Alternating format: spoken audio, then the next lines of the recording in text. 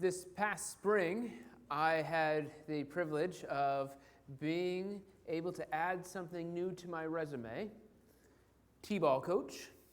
So that was a lot of fun. Got to be Roy's coach right over there. Hi, Roy. But embarrass him, that's always fun. Had a really good time.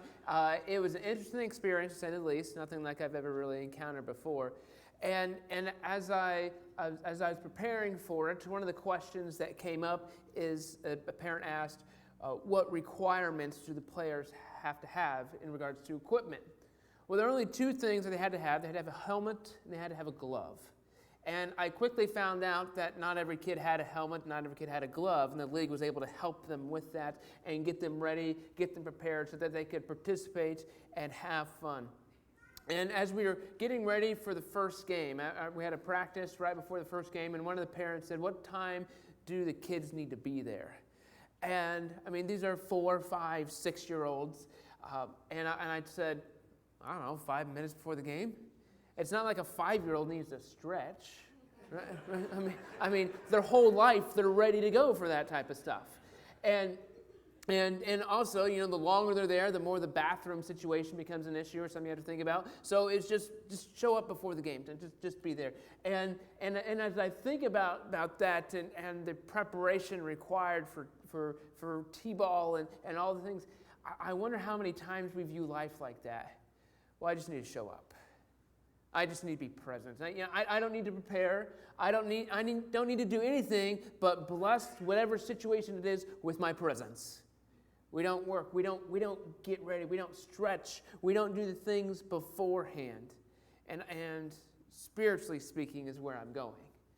You know, sometimes at work you just need to show up and be present. And I don't know about the relationship between you and your employer, but I know our relationship between us and God requires more than just you blessing God with His presence. You got to have more engagement in that, more training, more discipline. And so we're going to keep coming back to the Apostle Paul and his sports metaphors. And he's living in this Roman world where athletic events are a big deal. And they're a big deal today, but he's going to be talking about the victor's crown. And the crown that they would get had this wreath type thing that go on their heads. It was made of different things, different plant-based materials. And some of the things that I read about were real interesting. Celery, parsley. That's kind of weird to think about wearing that on your head. Pine as well. But those things would quickly fade. They would quickly wither, quickly be essentially worthless and not good for anything anymore. And we're going to be looking at 1 Corinthians chapter 9. And Corinth was a big sporting area. And they had these games every other year that were similar to the Olympics. They were called the Isthmian Games.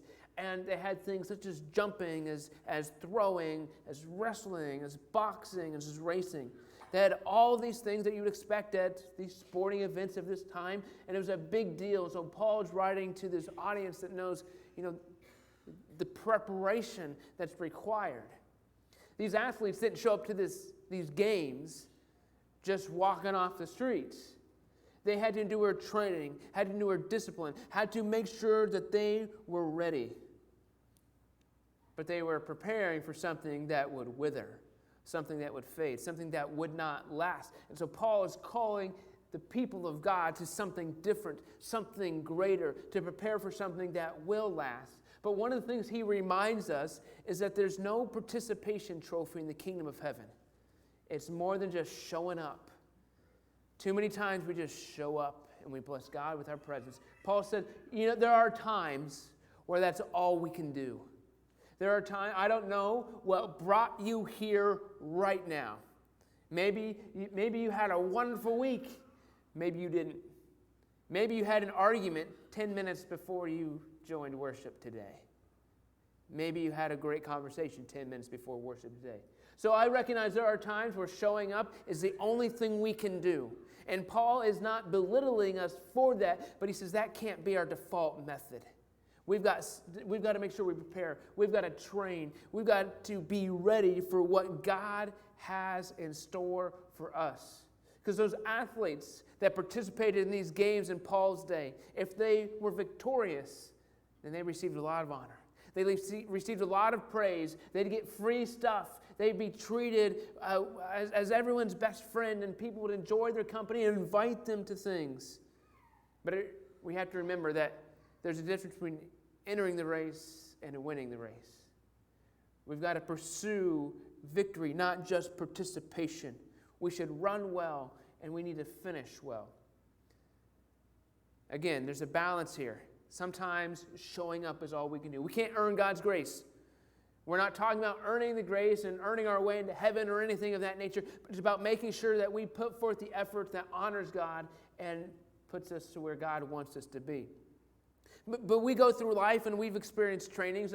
I'm sure everyone in this room has received some type of instruction or training in their life. I remember when I graduated college, I worked as a teller at a bank. Before I actually started work at the bank, I had to go through training. And this training included the bank's protocols, included learning the software, how to handle money, how to do all these types of things. And after the few days of training, they sent me to the bank and they gave me my keys and they said, all right, go for it. And for the rest of my life, I could have worked there without having any more training. And that was it. And as I think back on that situation, too many times, I think we get to a point where we say, well, I'm good enough. We plateau. The older we get, the more difficult it is to grow, not because we have less to learn, but I think because sometimes we just don't want to put forth the effort to do it. And maybe that's not accurate, but it's hard to continue to grow. We get to a place that's comfortable, a place where we say, this is good enough. We don't need to do any more. We can stop there. Paul's telling us not to stop. And we come to 1 Corinthians chapter 9, starting in verse 19.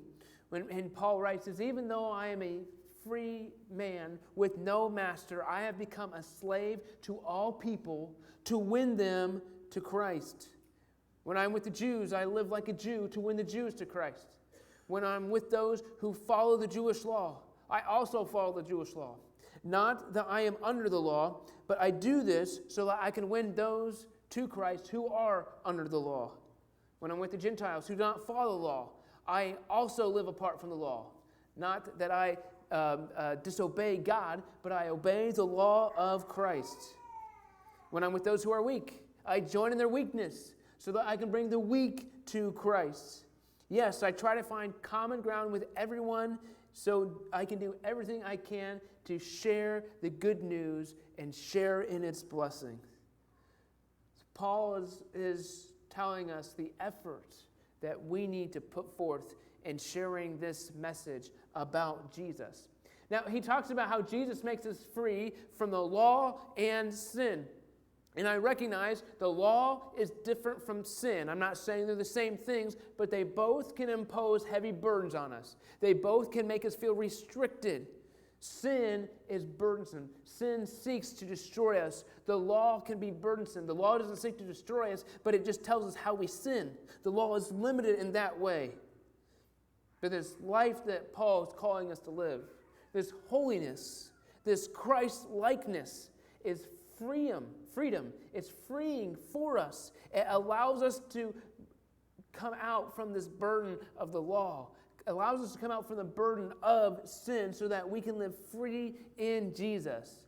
So we are not obligated to sin, but Paul calls us to say that we should use this freedom to serve others. He made himself a slave to others even though he didn't have to. There was nothing that forced him, nothing that coerced him. He was not obligated to, but he did because holiness calls us to serve others and to be Jesus to them. See, freedom in Jesus is not just about doing whatever you want. It's about being Jesus in this world. It's about being free from sin and the burden that it tries to impose on us and how it tries to bring us down. And so when we're free from that burden, we can live in Jesus to other people so that they can see Jesus as well. It's about serving Jesus. But Paul uses this word slave. And on some levels, it's troublesome for us to conceptualize, but also it's very accurate. Because slave, in many ways, Paul is using as the word serve, that we would use serve. We have different connotations when we think of the word slave, because Paul's free. Paul can still do whatever he wants. He doesn't have to do this or that. He can do something else over here. But he has chosen to make himself a slave to others. He has lowered himself. He has submitted himself to others so that he can minister to them in the name of Jesus, so that he can show Jesus to them. He is making them his mission, and he is giving himself to them. Now we look at Paul, and on some levels we can say, is he trying to be all things to all people? We know we can't. You can't reach every single person. You're not that much of a chameleon in your personality to be able to do so.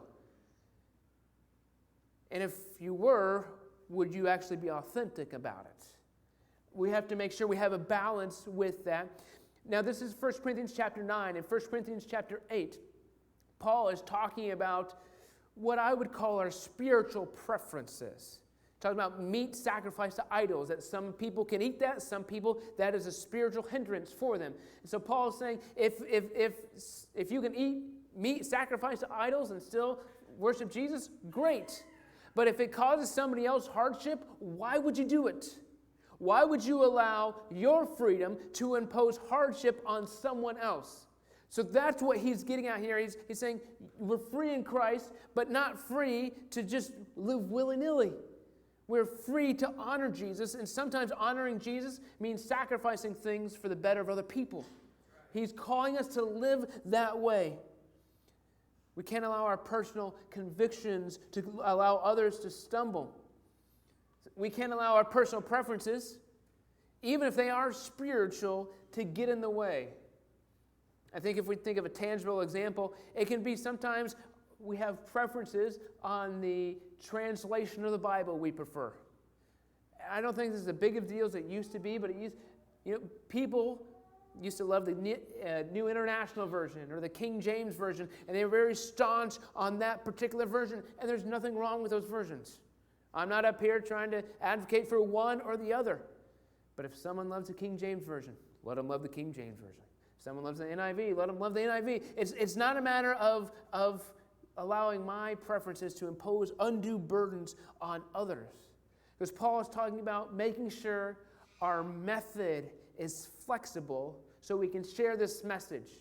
The method is how we do it. It's the programs, it's the words we use, it's the tactics or just the processes that we use to try to share this message of Jesus. The message is that Jesus is alive, that Jesus redeems, that Jesus saved, that Jesus wants us, that he came for us. That's the message.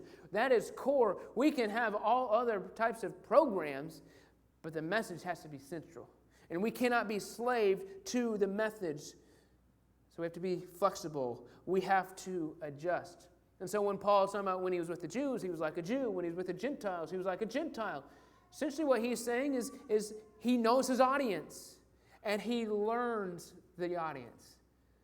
Not in a way that's manipulative, but in a way that shows he cares. One of the ways we try to do this, and I think we fail, is we try to connect with teenagers by using the words they use. That's always real funny. And I thought long and hard about this. I Googled a few of the current phrases that teenagers use. I almost asked a few, and I'm like, just even talking about that makes me old. Because that's not what teens want us to do. They don't want us to actually know the words. They just want us to care. And so when Paul is talking about being a Jew to the Jews, it's not as though he just knows the lingo. He's showing them he cares about them. He's showing them that they're valuable, that they're important, which is why he was a slave to them, which is what Jesus calls us to do, to be slaves to others, not in a way that we can just talk about them, but that they know we care about them. Paul accommodates, but he doesn't lose his identity. He goes to them, he seeks them, and he seizes the opportunity.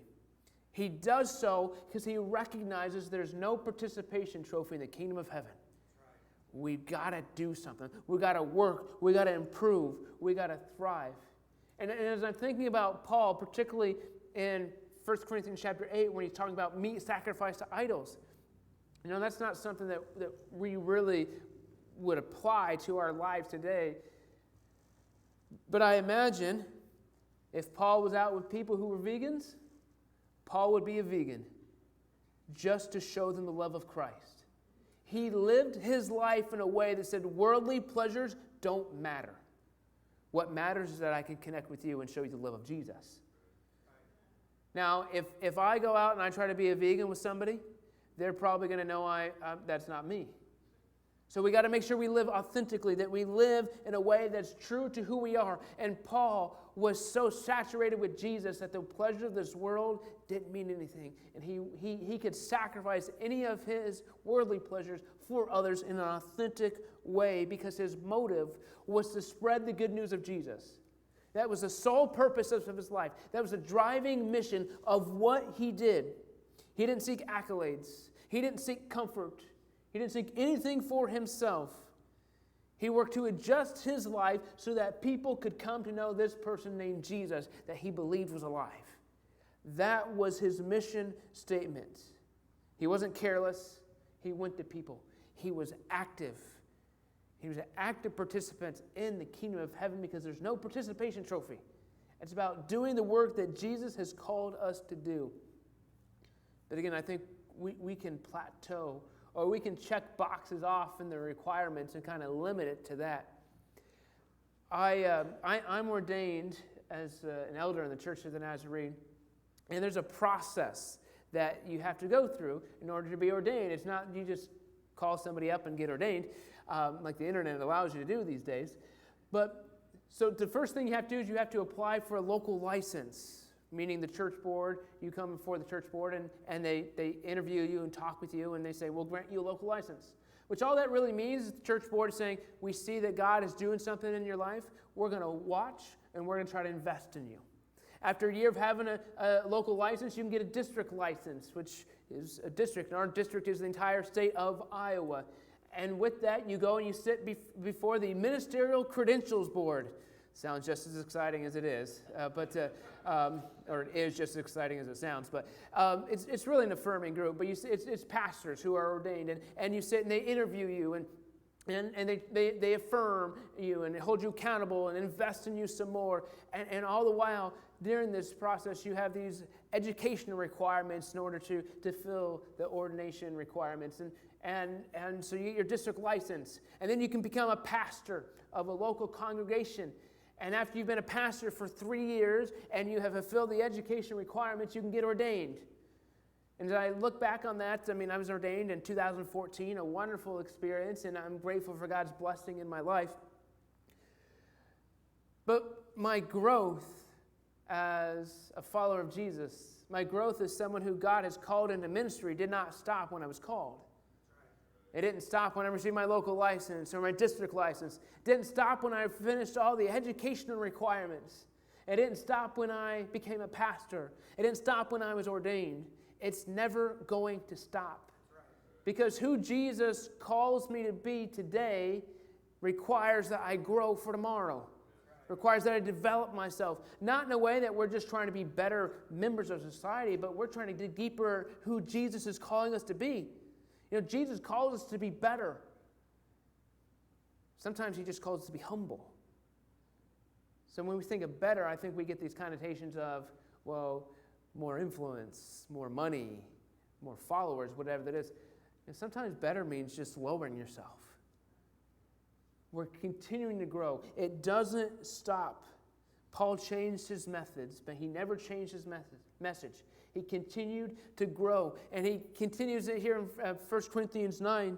He says, but don't you realize in a race everyone runs, but only one gets the prize? And then I love this next statement. Run to win. Run to win. All athletes are disciplined in their training. They do it to win a prize that will fade, but you do it for an eternal prize. So I run with purpose in every step. I am not shadow boxing. I discipline my body like an athlete, training it to do what it should. Otherwise, I fear that after I preach to others, I myself might be disqualified. There's only one winner. When there's a competition, when there's a race, whatever it is, there's only one winner. Now, I have two older sisters. My only siblings are sisters. And the phrase, a tie is like kissing your sister, really speaks to me. No one wants to tie. That's not a goal. I know there are some times where we have ties and everyone's got to figure out how that is, but everyone wants to win. You don't want to tie with someone else. You want to win. An athlete must train with intensity. So Paul is writing to the church in Corinth. And Corinth had these big games, and they would understand what Paul is talking about, the discipline that athletes must endure in order to do this, and the rules they had to follow, the training. They had to do all these things, not just to win, just to compete, let alone win. So Paul's saying, train to win. Don't train just to be on the team. Don't train just to be a bench warmer. Train to win. Now, we do have to recognize we're not competing against each other. There's no participation trophy in the kingdom of heaven, but if you give it your all, you're going to get a trophy. You're going to get a prize. You're going to get a crown. So there is a bit of a caveat to this analogy that Paul is using, because we're working for something that other people can get, and it's not going to be like kissing your sister. The reward that Jesus gives us won't be like kissing your sister. It will be valuable. It will be beyond measure. It will be something that is going to blow our minds. But we're not seeking personal accolades. We're not seeking it for ourselves. We must continue and we must press on. But one of the things about athletes is there's a point in time where an athlete has to retire or can no longer compete at the same level that they've been competing. So they retire and they ride off into the sunset. At least they hope they do. You know, followers of Jesus, we don't retire. Now, we can adjust. You know, there's a point in time where somebody else needs to take over that ministry, that role, and you need to find your a new role. We can adjust. We must press on. But as I've said a few times throughout this series, is it sinful is not the question we need to ask. We need to ask something deeper, something greater. And we come back to Hebrews chapter 12, verse 1, where it says, "Therefore, since we are surrounded by such a great cloud of witnesses to the life of faith, let us strip off every weight that slows us down, and especially the sin that easily trips us up, and let us run the race with endurance that God has set before us." When we think about what God is calling, to the effort that He's calling us to put, the discipline that we are called to endure, the question we can't ask is it sinful? We say, does it slow us down? Does it hinder our ability to serve Jesus? Which is what Paul was getting at in 1 Corinthians 8 when he's talking about the meat sacrificed to idols. Just because you can do it doesn't mean it's good. Just because it's okay doesn't mean it's actually helping you serve Jesus. And we need to strip off everything that slows us down, because we are not just running to participate. We are running to win. We are following Jesus not just to be part of the team, but to be effective avenues for His light to be shared in this world. You came here today probably hoping to be part of the team Jesus, or maybe thinking about being part of the team that is Jesus. And Jesus welcomes anybody, but He says we got to keep going. We got to press on. We got work to do. Paul shows us what it means to be intentional. He shows us how we adjust our method for the sake of the message. We need to be disciplined. We need to work. We need to prepare. And as Paul, I think, would agree, we cannot compartmentalize our faith. Too many times we put, well, here's my faith box, here's my family box, here's my work box, here's my hobby box, and they're completely separate entities.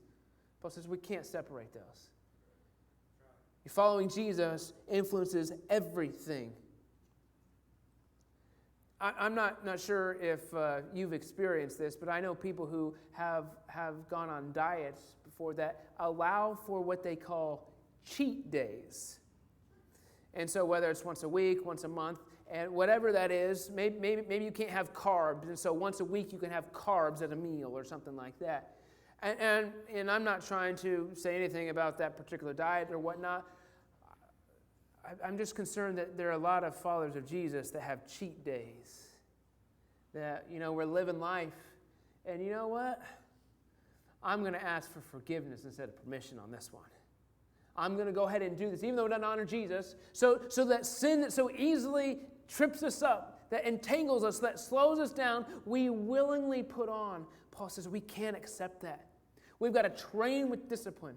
We've got to be prepared. We've got to work to be ready. He says we're not shadow boxing. I find that to be an interesting analogy because in certain contexts, shadow boxing can be very beneficial. It can help with form, it can help with muscle memory, it can help with technique, it can help with just endurance and cardio. But at some point, you got to stop shadow boxing and you got to get in the ring. Right. Too many people, I think, are real comfortable, well, I'm going to work on Jesus by myself. Which is great. We need to do that. We need to do the training, but at some point the rubber meets the road. Got to get out there and do the work that Jesus has called us to do, because there is a real fight. There's a real effort that is needed to happen in this world for Jesus. There's real work to be done. In order to do that work, we've got to be disciplined. We've got to make sure that we share in the blessing of this good news and share the blessing of this good news to others. We're not just rewarded just for showing up. Now again, there are times it's all we can do, and I'm not trying to belittle you for that. I'm not trying to make people feel bad. Maybe that's you today, I don't know. But we got to work, we got to prepare. It makes me think about our worship team. And Chris, this is not a passive-aggressive comment to you, and worship team, this is not a passive-aggressive comment through Chris to you. Our worship team works hard to be ready. They practice on Saturday mornings, and then they get here early on Sunday morning to prepare and practice. Every once in a while, I'm sure that there's a worship team member who's not as prepared as they should be. And they come to practice Saturday morning, and everyone's like, oh my goodness, what's happening here? And we're all guilty of that kind of stuff. And I'm not saying I'm not speaking specifically of anything. It's all generalities. If the person is normally prepared, but there's not for this one instance or whatever, everyone gives them grace. Like, oh, maybe they had a tough day. Maybe they just forgot. Sometimes we forget to do things, and we give them grace. But if it continually happens time and time and time again, there's going to be a lot of frustration with the other members of the worship team. And eventually that frustration will be seen by you in the congregation. Maybe the quality of the worship will be affected. Maybe you'll just see grimaces up here or something like that. But you'll see that there'll be discontinuity within the group. And at first it will just be kind of grumbling and that type of stuff.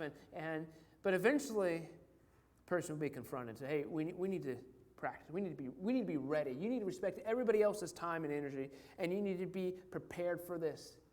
Because you know what? They're not performing or preparing for a concert performance. They're preparing to worship Jesus. And Chris, I'm not going to ask you. I've asked. Hannah had a music education, has a music education degree, and she has talked to me before how she had a music and worship class, and the professor would talk all these hours that musicians pour into investing and getting ready for a concert. Then on Sunday morning, they just kind of show up. Well, we can wing it. I think when we wing it, it's extremely disrespectful to Jesus. When we wing it, we're not preparing. When we wing it, we are not running to win. Now, there are times where you can wing it. I'm sure if I asked Chris right now to play Amazing Grace, he could play Amazing Grace. We've sung that song enough, and so that's ingrained in who we are. There's preparation built into our life with Jesus, but we can't just rely on that preparation. We've got to prepare every day, every moment for what Jesus has in store for us. It's not about just being exhausted, but it's exhausting yourself for Jesus. It's about making yourself a slave to others. It's about saying, Jesus, I have all these worldly pleasures. I have all these things I want, but I'm going to lay them down for you. Sometimes that means we need to make sacrifices that aren't always fun, but it's a sacrifice that calls us to be different. It's a sacrifice that says Jesus is calling us to something more, something greater. Because there's no participation trophy in the kingdom of heaven. It's about preparing. It's about working. It's about making sure we invest in this person, Jesus, so that we're ready whatever happens.